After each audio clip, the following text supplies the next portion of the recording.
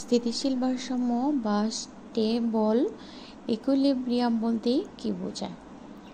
স্থিতিশীল ভারসাম্য হলো কোনো পদ্ধতি ভারসাম্যে পৌঁছানোর পর, কোনো একটা পদ্ধতি ভারসাম্য পৌঁছানোর পর তার মধ্যে কোনো কারণে সাময়িকভাবে বিচ্যুতি হতে পারে বা বিচ্যুতি হয়ে থাকে। কোনো পদ্ধতি ভারসাম্যে পৌঁছানোর পর তার মধ্যে কোনো কারণে সাময়িকভাবে বিচ্যুতি হতে পারে।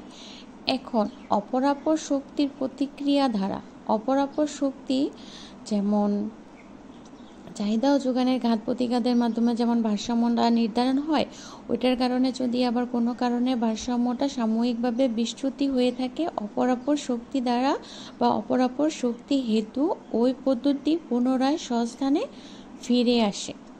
এই ফিরে আসাকে কি বলা হয়? সেই ফিরে আসাকে স্থিতিশীল ভারসাম্য বলা হয়ে থাকে। আমরা ভারসাম্য বলতে কি বুঝি? কোনো দ্রব্যের চাহিদা ও যোগানের ঘাত প্রতিঘাতের মাধ্যমে যে মূল্যটা